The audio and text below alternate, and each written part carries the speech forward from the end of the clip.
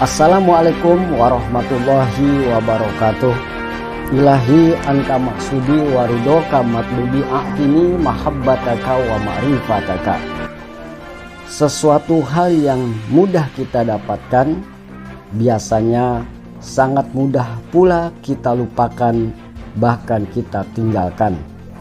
Ini adalah salah satu kunci kata yang perlu kita garis bawahi, kita ingat sebagai pengamal Thariqah TKN Pondok Pesantren Suryalaya. Artinya ketika kita sudah mendapatkan talqin zikir dari Abah Anom melalui para wakil talqin, kemudian kita akan diberikan amalan, yaitu amalan harian, zikir zahar, dan zikir khofi. Kemudian ada amalan mingguan, yaitu khotaman. Kemudian ada amalan bulanan, yaitu upacara manakiban. Dan amalan tahunan, yaitu ziarah ke Wali Songo.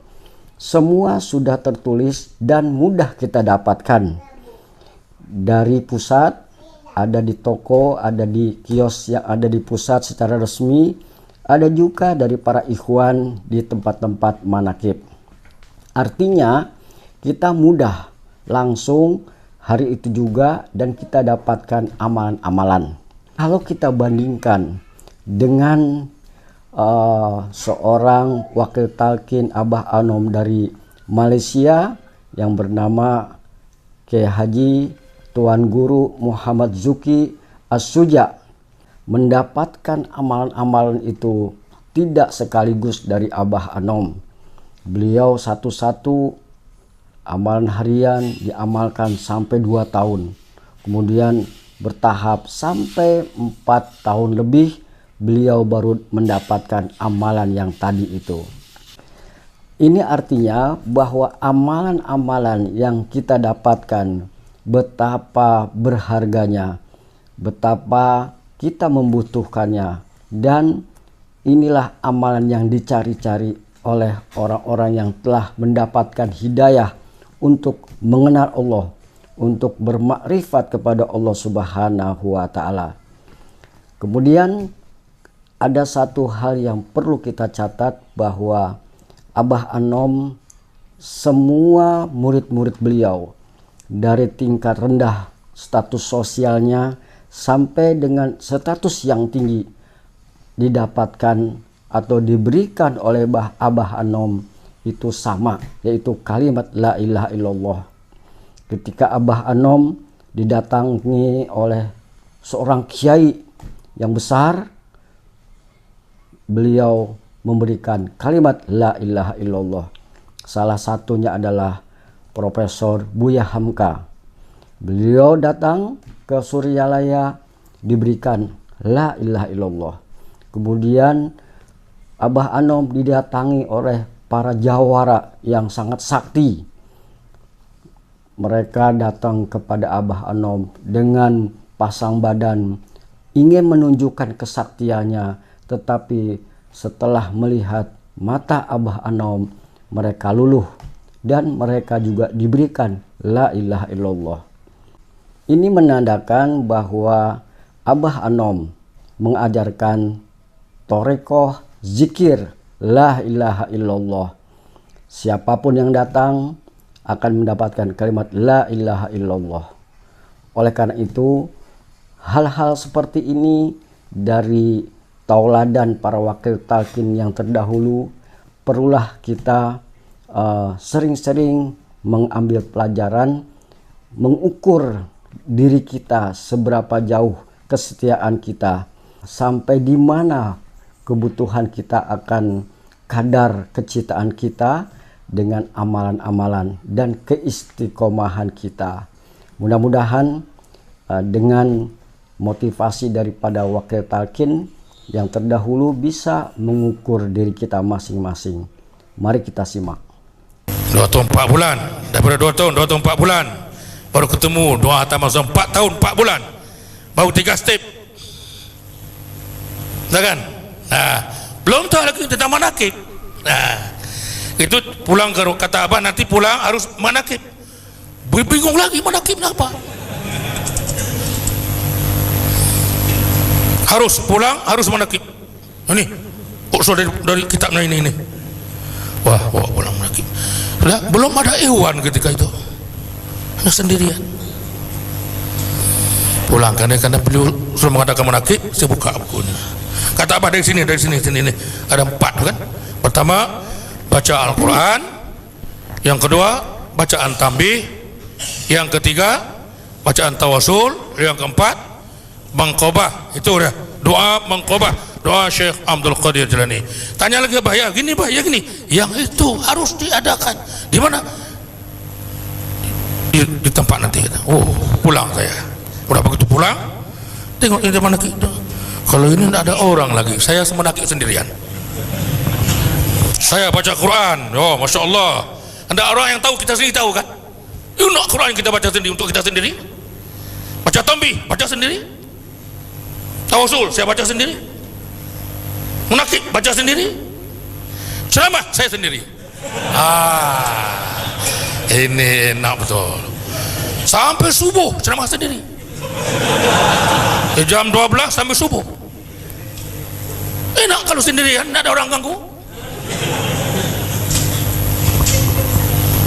Itu manakib. Halo, itulah perjalanan saya untuk melaksanakan masalah tarekat Qadiriyah Syekh. Lalu di Pulau Ka'bah selesai, lepas 3 minggu datang lagi Ka'bah itu 1 bulan 2 kali seperti datang Suralaya tuh.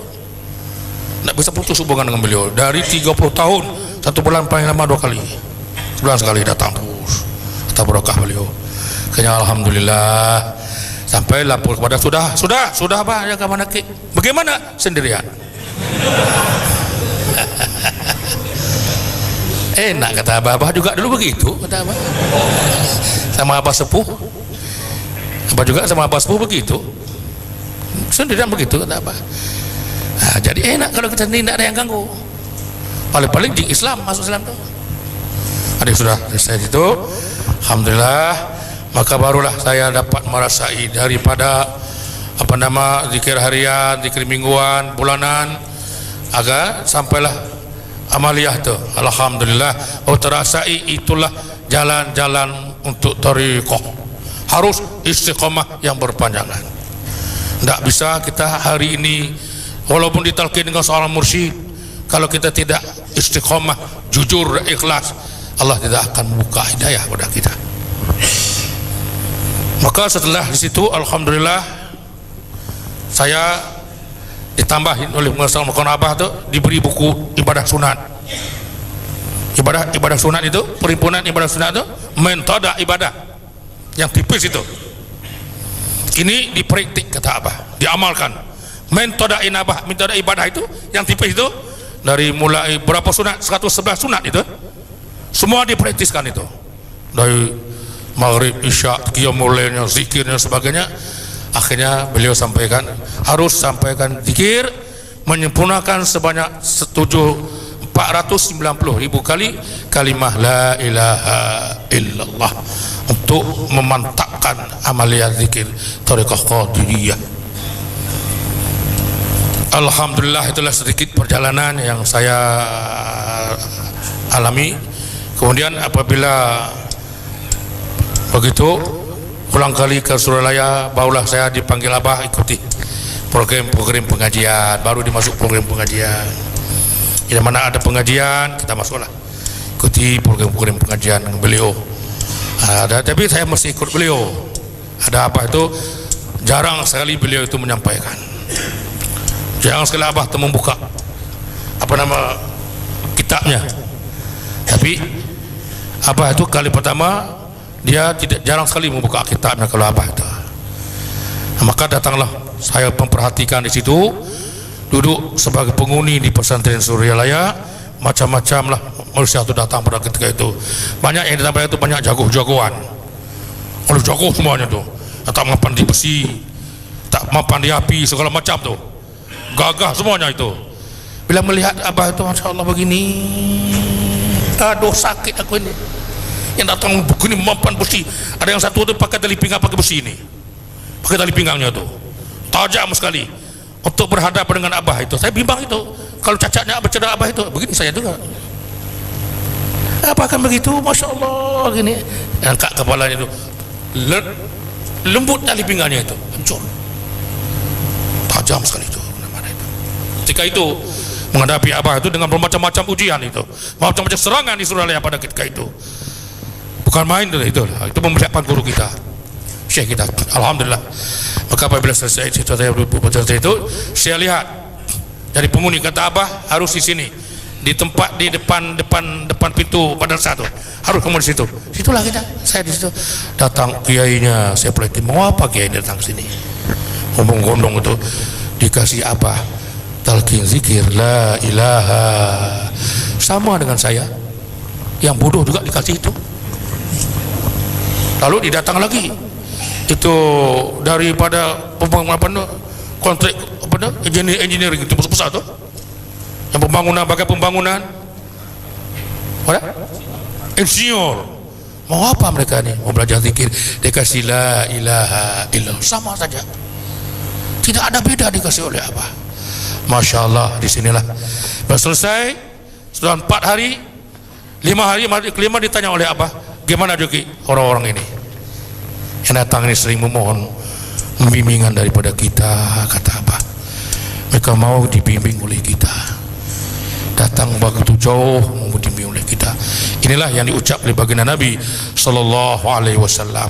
Satu-satunya Abah keluarkan satu hadis sahihnya dari Bukhari, Muslim dan Al-Tabrani, singkat sekali dikeluarkan oleh beliau itu. Kami 5 orang, Pak Akih, Pak Kiai Cianjur, Pak Otong, Pak Kiai Dahlan, Pak Kiai Masuk Osman, Jakarta.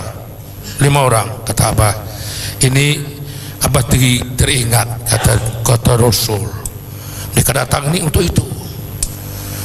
Inna fi jasadil mudghah iza salahat salahal jasadu kulluh wa iza fasadat jasadu kulluh ala wahya qalbu. Inilah mereka datang karena ingin membimbing, mendidik, mengamalkan, merasakan ini mau dicucikan. Maka bila diperhatikan, kata Pak Otong, Abah itu bukan mengajak kitabnya, tapi membuka hijabnya. Pertama kali datang ke Suralaya, Abah tidak buka kitabnya, Abah membuka hijab yang terselubung di dalam hati sanubarinya. Kalau baik maka baiklah, kalau rosak maka rosaklah. Itulah hijab yang diselubung sekian lama dalam hatinya. 14 penyakit yang ada dalam itu yang dapat dicatatkan. Selain dari yang banyak itu, riya salah satunya. Riya, takabur, dengki, kianat, sombong, angkuh, fitnah, ancam, dendam, bohong, sarakah, ujub, iri hati, syauzan. 14 ini yang tercatat ada dalam ini. Kalau baik, baiklah. Kalau rosak, rosaklah. Mereka datang untuk dibimbing menyelesaikan masalah itu. Nah, demikian, semoga bermanfaat. Wallahu muwafiq ila aqwamit thoriq. Wassalamualaikum warahmatullahi wabarakatuh.